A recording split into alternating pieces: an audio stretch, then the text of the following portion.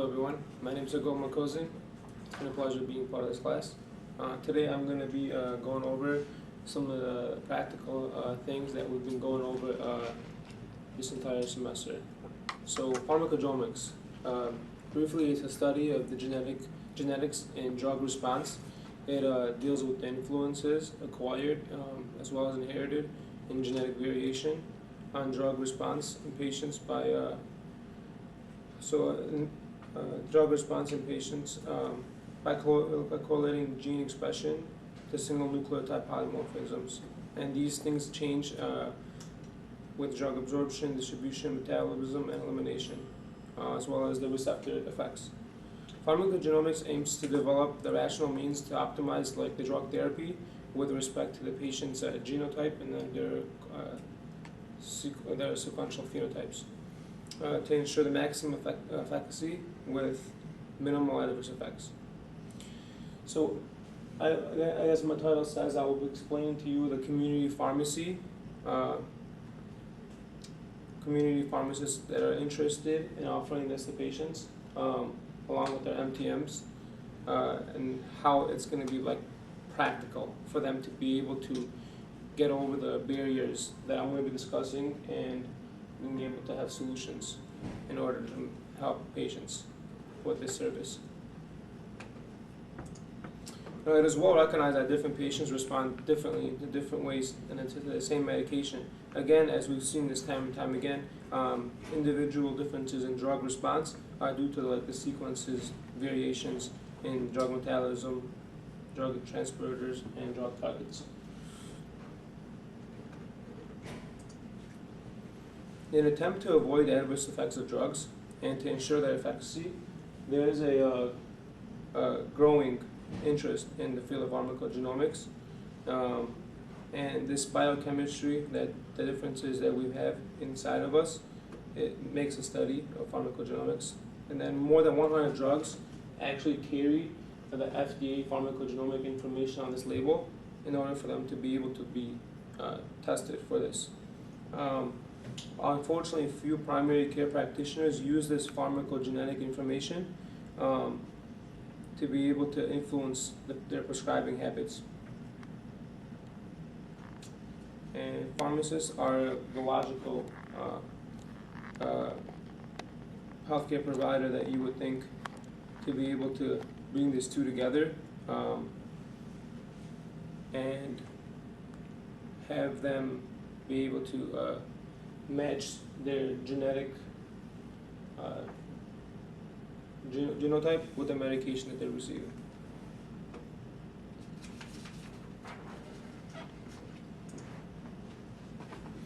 And applications such as this are critical to patients' health, like I said, and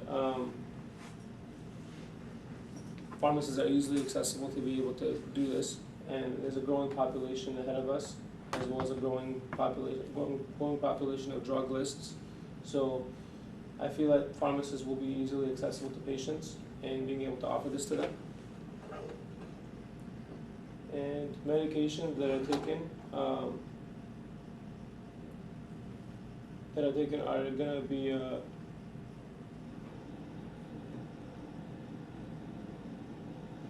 are going to be more safer this way.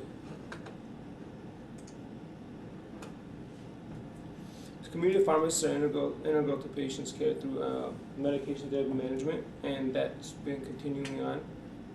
And then with this relationship with patients,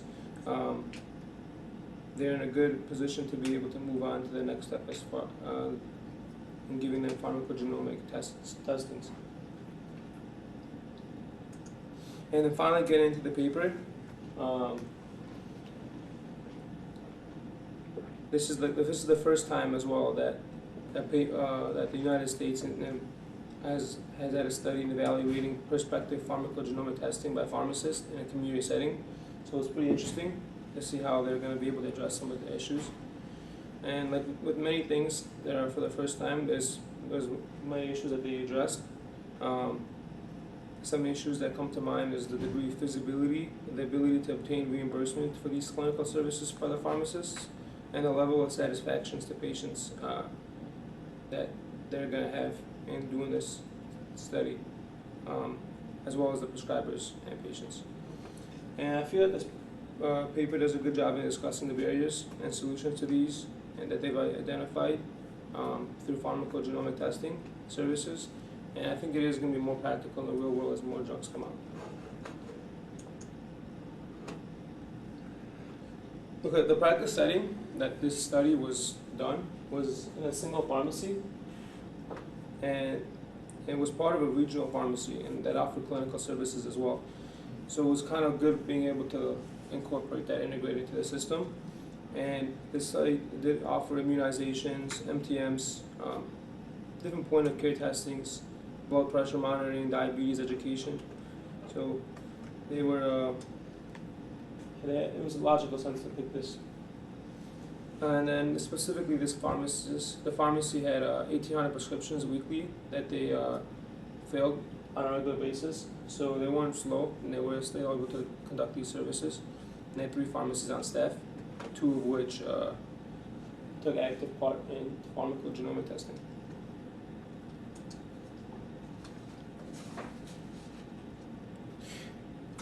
Honestly, this project would have not been successful without being able to have establishing relationships with a bunch of collaborators. It's not just a one-man show.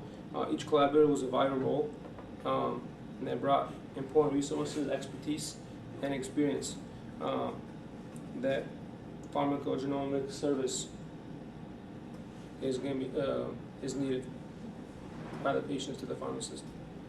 And this specific study conducted pharmacogenomics testing on the CYP2C19 using the clopidogrel example. They did this more, and they had the labs, and they had the institutional partners all working together. And I'm going to explain this more in detail as well in the upcoming slides.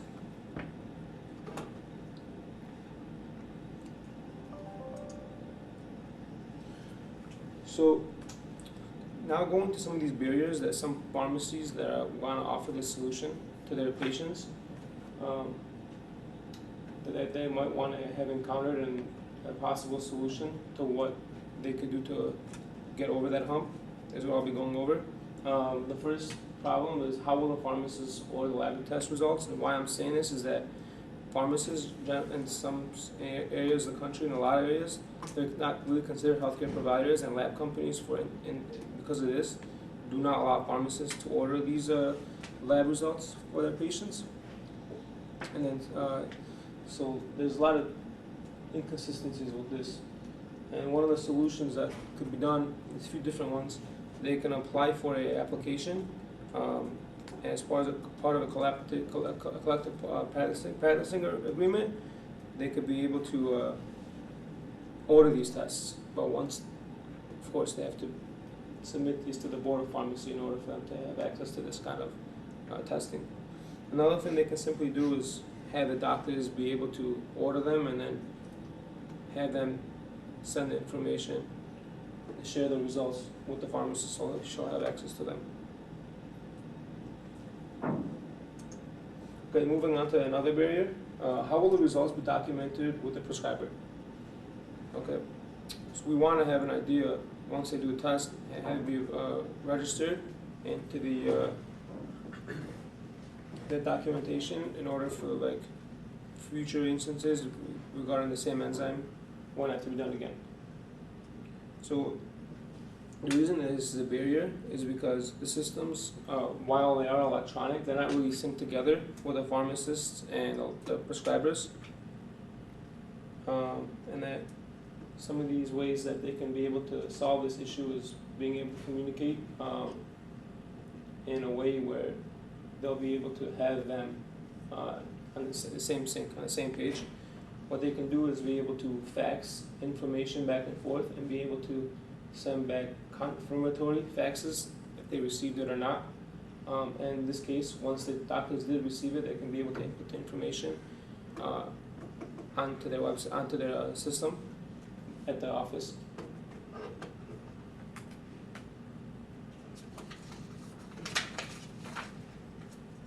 Another major concern was obviously the money. how will the pharmacy obtain reimbursement for the lab tests? And these things aren't cheap; they're expensive. Pharmacogenomic testing, and sometimes they're not really covered by health insurances. And a lot of the times their plans vary greatly. So what are you going to do? For this study, they were able to have a lab company actually for free, but obviously you can't have this practical once it gets down to the real world and being able to offer it to many more patients. So one option they thought would work is have the patients pay out of pocket, maybe have the patients pay out of pocket and then try to be able to get reimbursed through the insurances. Again, there's also all these issues that may come up. Another thing that is possible is actually having the lab company be able to work with the insurance companies to take charge of the billing and have the pharmacists worry about that at least, and it frees them up to be more involved in the actual process with the prescriber and the drugs that they're giving to the patients. So that's one option, but this is still being worked on. It's expensive, and that's one of the major downfalls of being able to get reimbursed for the pharmacogenomic testing. Surprisingly, interest the patients. Patients don't really know, and being able to have the patients interested in this type of service. So in this example, they use a location where, again, as I mentioned, it was irregular when patients would interact with their pharmacist through medication therapy management sessions, and specifically these group of patients were more well educated on their healthcare issues, and this probably helped them facilitate the pharmacogenomic testing through the clopidogrel pharmacogenomic testing easier. But pharmacists going in the future, and everyone that kind of applies this testing toward their patients, they're going to have to be able to be selective, and you can't just choose anyone for this. You have to look at specific disease states as well as medications that they're on and how interested they will be going forward to using this tool.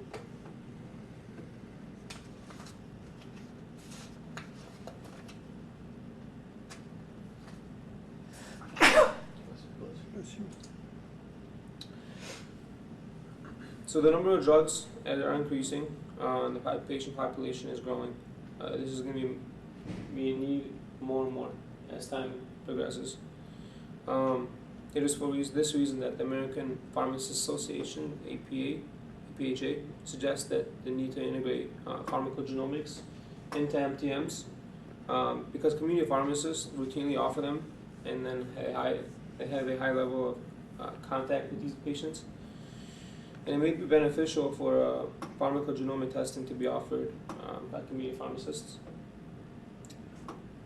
And like as I mentioned, this paper offered a few barriers that they may be encountered when a pharmacist decides that they want to continue offering pharmacogenomic testing. And then it also offered some solutions. Although the solution wasn't a complete list, it did address some of the more important ones. Studies like this are actively, hopefully, going to increase. This was the first. This is the future, personalized medicine. So I feel like this is where patients are going to achieve better quality of life. Thank you.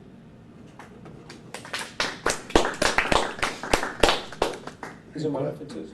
Questions? Study. Jack,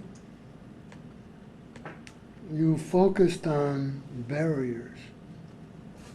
Yes. I'm not sure that I saw in here, were the patients who were part of this study, were they surveyed at the end? Get what their attitudes were about the study or the service that was provided? They chose this pharmacy specifically at North Carolina pharmacy called It's Kerr. That was called, but they specifically chose it as. Well, they're a chain, I think. Yeah, there's a major chain. It wasn't just one, but specifically they chose one, and they kind of try to make it so like it would offer like a specific pharmacist that offered a lot of these services. There's pharmacists that offered like MTMs, not all of them do, and it had patients took well to it because they were already high educated. They knew more about this, and they wanted to move forward.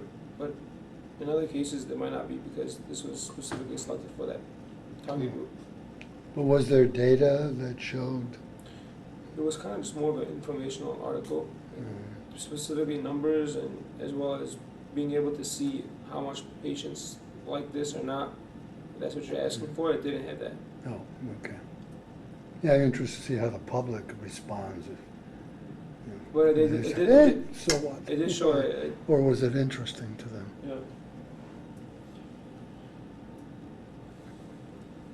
But the testing company, they foot the bill, is that right? The lab company. The did. lab. Yeah.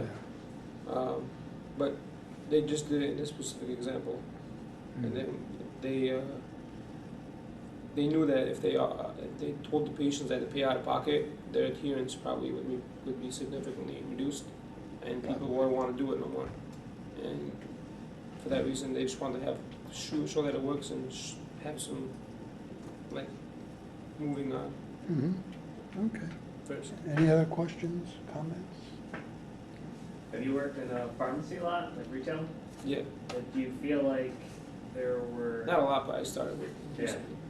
Do you feel like when you think of maybe the flow of incorporating pharmacogenomics into retail, did they leave any barriers out in this article that you think should be in there? Like, was there a big glaring barrier to implementing pharmacogenomics in retail that wasn't in this article that you can think of? Well, adding all these services, I mean, it's a time issue involved. Pharmacists, they're doing a million things already. They're as I said, there's blood pressure screenings, MTMs already, let alone all the traditional stuff that pharmacists were associated with, like filling, dispensing, verifying. So I feel like it's going to increase the workload on the pharmacists, and it's going to be tougher on them. So that's a major barrier. Being able to streamline it more and being able to have billing services that conduct just billing, and then have institutionals that take care of like being able to like reference stuff, have pharmacists on hand information, it'll be good.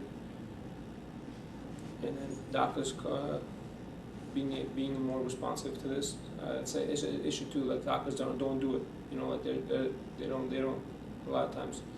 So having them receptive to making it easier for pharmacists.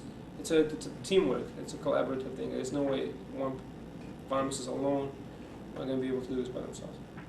I agree. Thank you.